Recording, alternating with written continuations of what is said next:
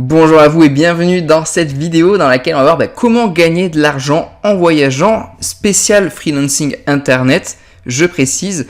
Peut-être que vous me découvrez via cette vidéo et dans cette vidéo, on va voir comment est-ce que vous pouvez voyager sans forcément compter que sur des économies, parce que la plupart des gens c'est ce qu'ils font, et on va voir comment faire autrement et pouvoir prendre sa liberté. Tout au long de la vidéo, je vous mettrai des petites photos de moi. Là c'est à Nusa Penida, Kelinking Beach pour celles et ceux qui connaissent, et tout au long je vous mettrai des petites photos de mes voyages, parce que justement moi c'est un peu mon histoire et je vous la raconterai après. Donc, introduction, c'est le rêve de beaucoup de personnes. Aujourd'hui, beaucoup de personnes, leur rêve, c'est de pouvoir partir où elles veulent, quand elles veulent, et c'est normal, mais elles n'ont pas trop d'idées de comment faire. Généralement, il y a soit un manque d'argent, de temps, ou les deux en même temps. Parce que c'est vrai que quand on est dans une vie, on va dire, classique, on a un CDI, quand on est en France encore, on a 5 semaines par an, mais dans certains pays c'est beaucoup moins. Et moi ce que j'ai observé, j'aime bien regarder un peu, et sous les contenus voyage, souvent de gens qui voyagent, qui sont backpackers ou nomades digitaux, ou même des gens qui voyagent beaucoup mais sur leur économie, on voit des personnes qui posent les questions, et souvent les réponses c'est sous beaucoup de contenus voyage, même si aujourd'hui il y a de plus en plus de nomades digitales, on voit quand même que la majorité, et même moi quand je voyage je m'en rends compte, la plupart c'est des gens qui travaillent une partie de l'année, qui économisent un certain nombre de temps et qui ensuite partent en voyage. C'est loin d'être la meilleure solution pour voyager l'esprit tranquille, on va dire. Parce qu'on est toujours en train de compter sur ses économies, de compter l'argent, et avoir des sources de revenus récurrentes quand on voyage, c'est quand même beaucoup plus intéressant. Donc ce que je vais vous proposer aujourd'hui, c'est une autre solution. Alors, mon histoire, comment moi et les personnes que j'ai accompagnées avons fait. Donc moi, j'ai commencé les prestations en community management parce que c'est le sujet de la chaîne YouTube. Alors, il y a plein d'autres manières, on verra après, de gagner de l'argent en ligne, mais ici, on parle justement de gestion et développement des réseaux sociaux pour des entreprises. Moi, j'ai commencé ça en 2020. J'ai commencé sur Internet en 2017 à essayer pas mal de choses, mais c'est vraiment en 2020 que j'ai commencé à le community management, à travailler avec des entreprises, à gagner de l'argent, faire les premiers milliers d'euros par mois qui permettent d'avoir un style de vie sympathique. Et les accompagnements ensuite en 2022 parce que j'ai échangé avec des personnes, elles me demandaient comment je faisais et j'ai commencé à accompagner quelques personnes. Vous pouvez voir les témoignages sur la chaîne YouTube, donc des personnes qui voyagent à travers le monde. J'ai eu l'occasion d'en croiser certains, donc, par exemple comme Elise que vous pouvez voir dans les témoignages, que j'ai recroisé cette année par exemple en Thaïlande, en Malaisie lors de mon voyage, et du coup qui ont un style de vie nomade digital, c'est-à-dire qu'ils peuvent voyager quand ils veulent, où ils veulent, et qui ont des sources de revenus qui tombent où qu'ils soient dans le monde. Et ça c'est pratique parce qu'on n'a pas à compter sur ses économies, à être là, tiens, un repas me coûte tant, un logement me coûte tant. On sait qu'on a de l'argent qui va rentrer et que surtout quand on voyage en Asie par exemple, on va pas se retrouver sans rien en comptant juste sur ses économies, donc c'est quand même sacrément sympa. Et moi du coup ça fait quelques années que je voyage de cette façon là, notamment en Asie, et je reviendrai dessus après. Donc ce qu'il faut mettre en place pour pouvoir faire ça, en fait, ce qu'il faut comprendre, c'est qu'il y a deux choses. C'est premièrement des compétences métiers. Donc ici on parle de community management, mais ça peut être n'importe quoi d'autre. Donc vous devez développer de solides compétences sur votre activité, la connaître de A à Z, afin d'être capable de proposer vos services à des clients. Donc là, si on parle de community management, vous devez connaître les réseaux sociaux, les stratégies, la création de contenu, comment vendre également via les réseaux sociaux, etc. Ça, j'en parle sur la chaîne YouTube. Et on parle aussi sur la chaîne YouTube des compétences entreprises, parce que même si vous êtes le meilleur ou la meilleure, vous connaissez tout ce qu'il faut savoir sur votre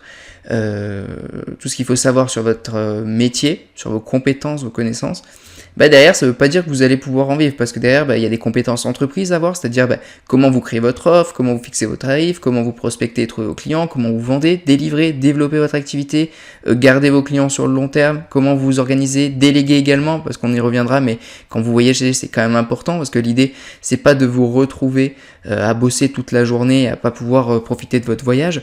Donc il y a pas mal de choses comme ça, et c'est vraiment ces deux pôles-là, dont je parle souvent sur la chaîne YouTube, dont il faut se préoccuper au début. Alors, comment bien s'organiser ? Parce que c'est bien beau tout ça, une fois que vous avez vos compétences métiers, vos compétences entreprises, mais va falloir savoir organiser votre temps.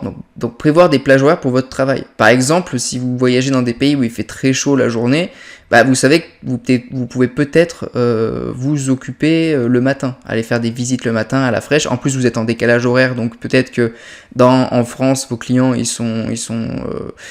fait nuit, ils dorment, tout ça, donc en plus c'est le mieux. Et peut-être que la journée, quand il fait très chaud, vous allez peut-être travailler à ces moments-là. Donc organisez-vous à ce niveau-là également. Prenez en compte les décalages horaires, centralisez peut-être certaines tâches sur un jour et ensuite vous êtes tranquille pour la semaine. Les moments où vous êtes le plus productif, organisez-vous. Organisez son travail également. Comment vous êtes structuré et productif afin que votre travail prenne le moins de temps possible. Comment vous pouvez abattre votre travail en le moins de temps possible sans sacrifier la qualité également. Et ensuite déléguer, moi je sais que si j'avais pas délégué, j'aurais pas pu voyager, parce qu'au bout d'un moment, si vous devez vous occuper de tout, répondre à tous les messages, créer le contenu, la stratégie, faire des appels avec les clients, en fait vous allez passer votre journée à travailler quoi. Et encore, quand vous êtes dans des pays où il y a du décalage horaire, vous pouvez profiter des moments où il fait jour chez vous et où il fait nuit chez les clients pour profiter. Mais dans l'idée, vous avez quand même envie de ne pas passer vos journées à ça. Donc parfois, certaines tâches seront bien trop chronophages, surtout la création de contenu. Et si vous devez les faire sur plusieurs clients. Donc ça peut gâcher le voyage et donc c'est important de savoir s'entourer des bonnes personnes pour déléguer. Par exemple, si vous avez une personne qui peut vous faire le montage vidéo, des visuels, toutes ces choses-là, ça peut déjà vous faire gagner énormément de temps. Et ça, c'est indispensable. Vraiment, parce que sinon, ça va vous bouffer tout votre temps. Ou si des fois, vous n'êtes pas... Par exemple, là, sur la photo, j'étais parti pendant 2 jours faire l'ascension d'un volcan, à Lombok, le Rinjani. Et en fait, si j'avais pas pu déléguer... peut-être que j'aurais pas pu délivrer pendant ce temps-là parce que j'étais 2 jours off en fait. Donc si j'avais pas une équipe ou que je m'étais pas bien organisé ou que j'avais pas fait tout ce qu'il fallait, en fait j'aurais des clients, j'ai pas eu de contenu là je t'ai envoyé un message, ça n'a pas répondu. Donc j'avais tout bien planifié, organisé avant de pouvoir faire par exemple cette ascension. Alors, où voyager ? Qu'est-ce qui vous attire ? Est-ce que c'est les plages paradisiaques, la montagne, la nature, la ville ? Déjà sachez où est-ce que vous voulez voyager, qu'est-ce qui vous attire. L'Asie, c'est un choix généralement choisi par les digital nomades. Pourquoi ? Parce que c'est super déjà joli, c'est pas cher et il y a une bonne ambiance. Les gens sont très sympathiques, c'est sécure, franchement c'est vraiment le top. Et du coup c'est pour ça que c'est généralement choisi. Et on en revient au budget. Moi je m'adresse à des gens qui vont pas faire non plus des sommes astronomiques généralement, qui se lancent en freelance, qui veulent faire quelques milliers d'euros déjà pour commencer de chiffre d'affaires. Donc ça rentre en compte et c'est pas la même chose d'aller en Indonésie que d'aller aux États-Unis quoi. Ça sera pas le même prix, le même coût de la vie. Donc du coup, qu'est-ce qui compte pour vous à ce niveau-là également ? Parce que en Asie, vous allez pouvoir vivre pour vraiment pas très cher. Par exemple, le budget pour vous donner un ordre d'idée, si vous gagnez déjà entre 1000 et 1500 euros, vous pouvez déjà bien vivre dans toute l'Asie. Alors que tu as d'autres destinations où ça va être très très compliqué. Il y en a même qui vivent avec moins que ça, avec quelques centaines d'euros, ça dépend aussi le style de vie que vous voulez sur place.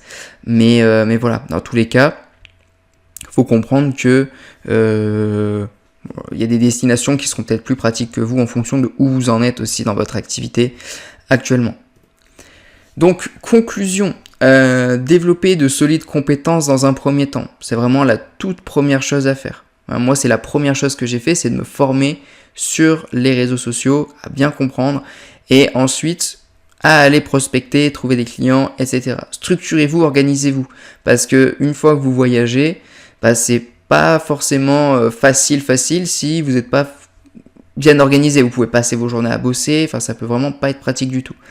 Et testez déjà de partir 1 mois en travaillant à l'étranger. Ça peut être un test et vous voyez comment vous en sortez, comment vous vous sentez. Parce que vous pouvez très vite voir que vous êtes peut-être dépassé, que vous n'êtes pas à l'aise avec ça.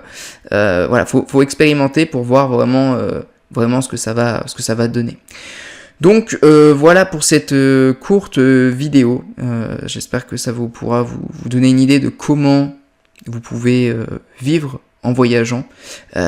C'est pas compliqué, il faut trouver une compétence que des gens et des entreprises recherchent sur internet, vous former dans cette compétence-là, proposer vos services être bon évidemment, et ensuite eh bien vous allez pouvoir commencer à voyager et avoir des sources de revenus qui ne sont pas liées à votre position géographique dans le monde. Donc si ça vous intéresse, je vous invite à aller dans mes autres vidéos YouTube, il y en a 150 ou plus, et du coup vous pouvez voir un peu tout ce qu'il faut savoir sur les offres, les compétences, comment trouver des clients, développer une activité, etc. etc. Je vous invite également à vous abonner à la chaîne YouTube pour ne pas rater ces prochaines vidéos si ce n'est pas encore fait, à me laisser un petit commentaire si vous avez des questions, un petit pouce bleu, partagez cette vidéo à une personne qui aimerait également être au courant de comment gagner de l'argent en voyageant, et de toute façon je vous souhaite un bon succès, on se dit à très vite dans la prochaine vidéo, ciao.